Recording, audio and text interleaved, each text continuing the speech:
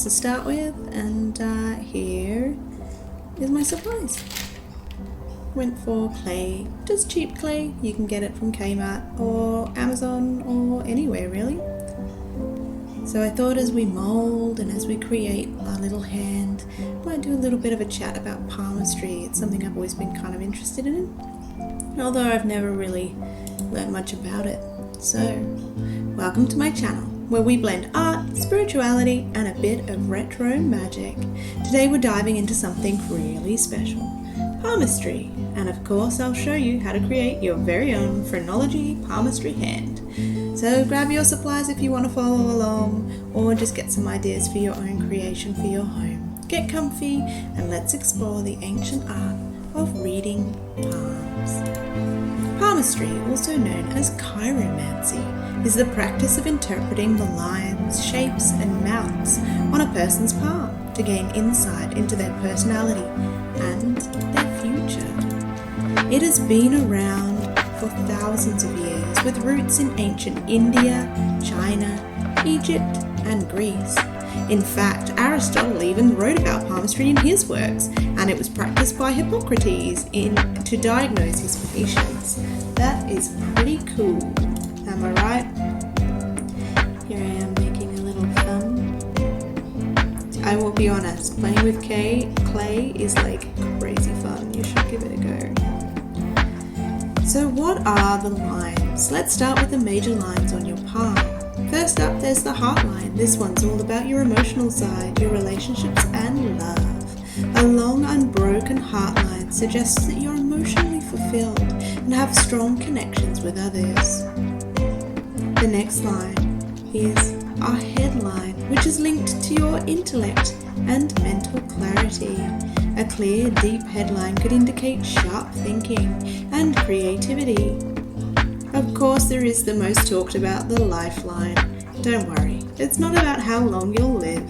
Instead, it reflects your vitality, general health, and life experiences.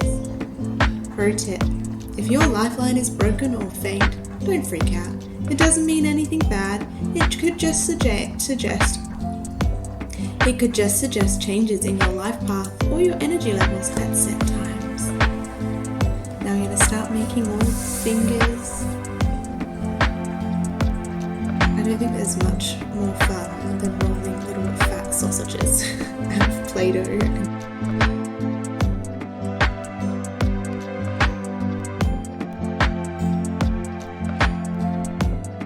Now the minor lines. Moving on to the lesser known but still fascinating minor lines. The fate line is associated with your career and overall life path. If you have a strong fate line, it might mean you're destined for something great. Then there's the sun line, also known as the Apollo line, which can relate to fame, success, and creativity. Not everyone has this line, but if you do, it could indicate a potential for fame or artistic talent. I can't say I've honestly ever looked for mine, but I am seriously fascinated and probably should. And finally, the Mercury line, or the health line, which can give insight into your communication skills and overall health. Don't worry if you don't have all of these lines or any of these lines. Every hand is unique, just like you. And let's remember that we are the creators of our own destiny. So whatever you see, whatever you read, whatever someone tells you, you always have choice. You choose where you go, what you do, what you create, how you create, and no one can tell you differently. So here I am smoothing out the little lines on the hand. I'm going to make that last finger now. Oh, sausage. I can't tell if I think that my hand is like perfectly proportionate. This one, not my actual hand. I don't think my hand's great. But this hand that I'm making, or if it's like a bit weird. Every time I see it, now it's finished, I do get a chuckle because it looks a little bit like a zombie hand coming out of the ground. Maybe that's a project for another day that I'll have to revisit and see what it looks like if I did it green and covered in blood. Who knows?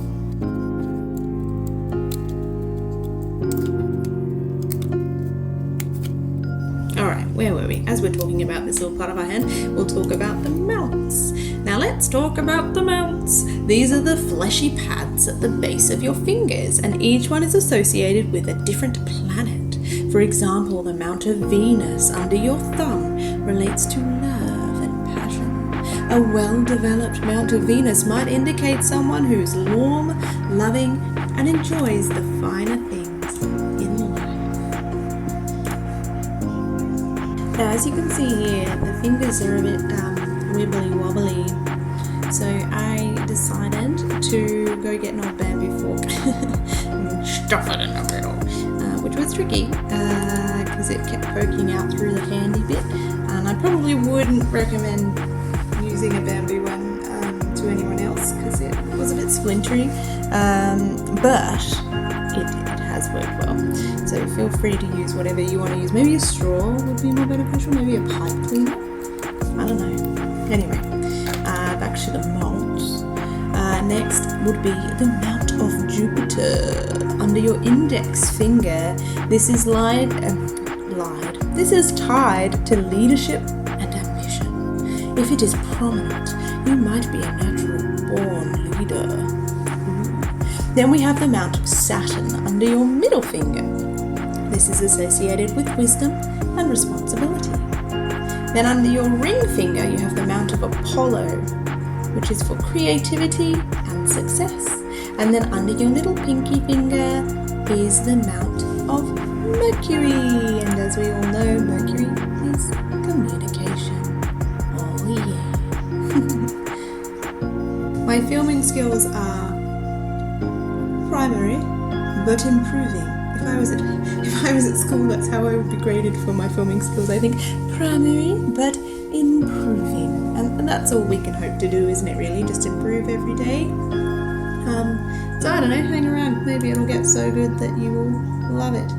And one more thing about the mounts. The placement and size of these mounts can tell you a lot about your strengths and where you might want to focus your energy. That was my wee one attacking clay. They also made something out of clay that day, but both of theirs did resemble mounds of dirt. But they were very proud, so we did keep them and paint them, but I unfortunately didn't get photos, so there won't be evidence of that in this one. Here we are smoothing. Oh, smoothing is like so relaxing. Smoothing the base of it. It's looking pretty good. Probably did this over like 2 days, 3 days maybe. And then we had to let it dry, and it took ages. I think it took like 2 or 3 days to dry. And in that process, it got super cracked and fell apart a little bit, which I think was to be expected.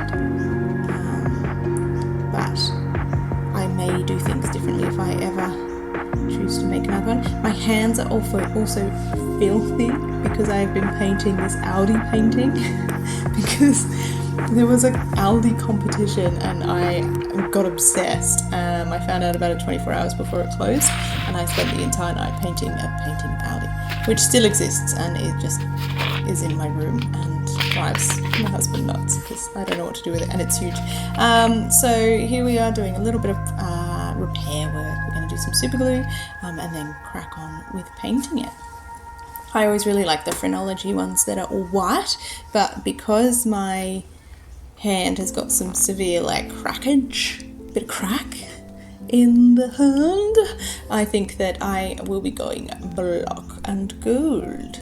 Plus, who doesn't love a bit of black and gold? Okay, so some more information about palmistry. Here are some palmistry myths. Have you ever heard that a short lifeline means you're going to live a short life? This is totally not true. Remember, palmistry is more about energy and potential, rather than set in stone predictions. Also, just because you might not have a strong fate line doesn't mean you're destined for failure. Your hand's lines can change over time, reflecting the choices you make and the experiences you go through. It's all about how you choose to live your life. I think the most important thing I've learned on my huge, long spiritual journey is it is all a choice. You choose. And just because we get some form of divination or message or, I don't know, someone in our life tells us something, we fluctuate by the second. So what you might hear one day is completely different 10 minutes later. And the only constant is you. So look after you, love you, make the weird shit, and you'll be doing alright, I think. So here we are painting the whole thing black. It looks way better when it's painted, I'll be honest.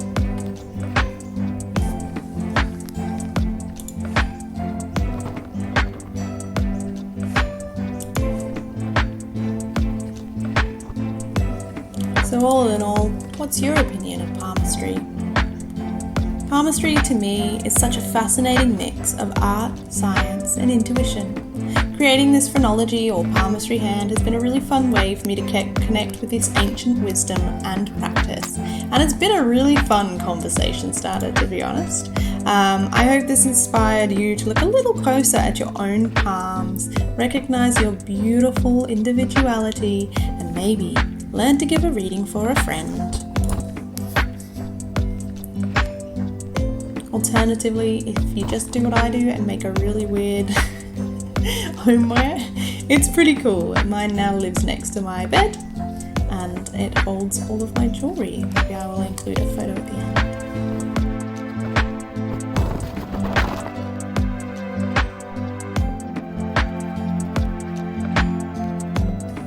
I'll let you just chill out with the lo-fi, and if I have anything else to add, I'll come back on at some point. But in the meantime, thanks for being here. Give us a follow, give us a subscribe, and maybe you'll come along and see some other weird and wonderful things that I make. Maybe they'll get better. Who knows? Who knows? I'm a bit of a jack of all trades, master of none. So I do make lots of little random stuff. Oh, and I will just say here as well, I did do the lines on this hand.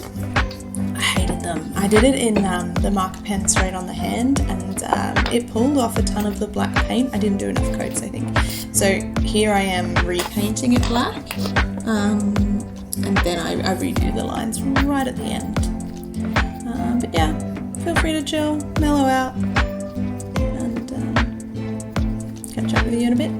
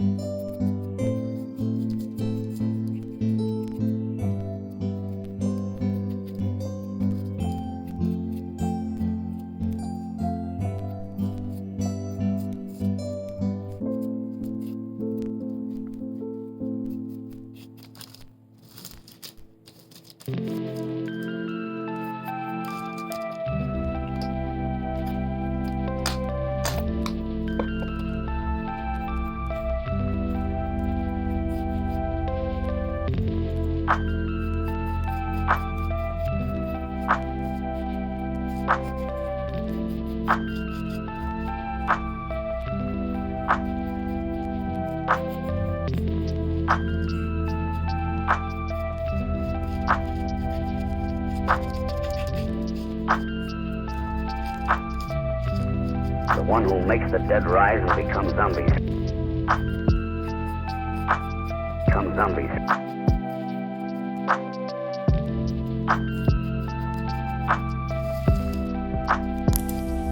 I was doing a random blitz where I was trying to finish as many projects in 24 hours, which was great, and I found this.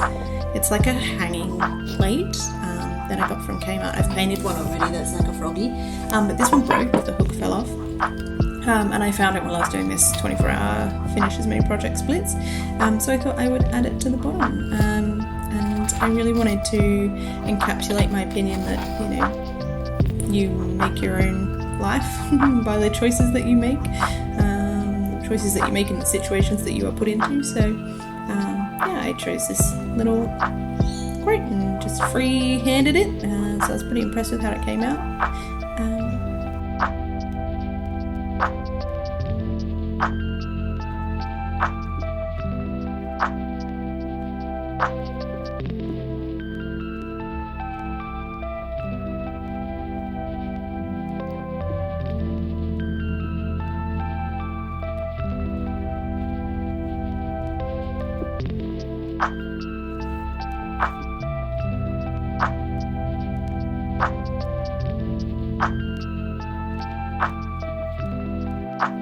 Makes the dead rise and become zombies. Become zombies.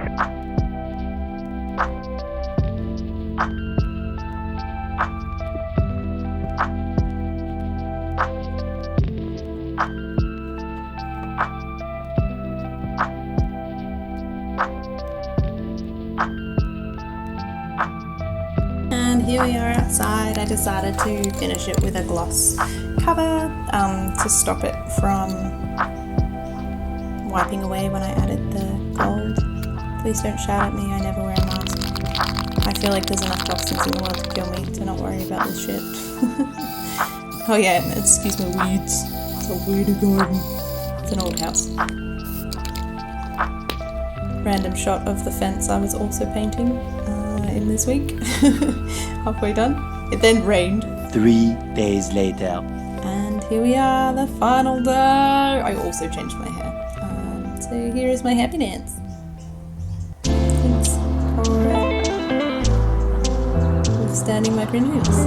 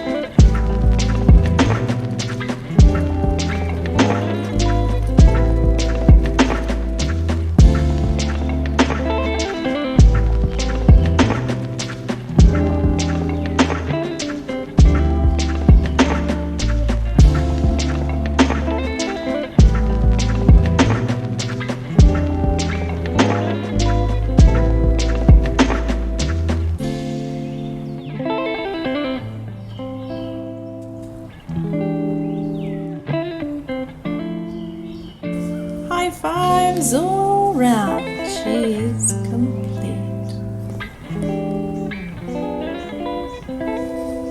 Oh, we did it.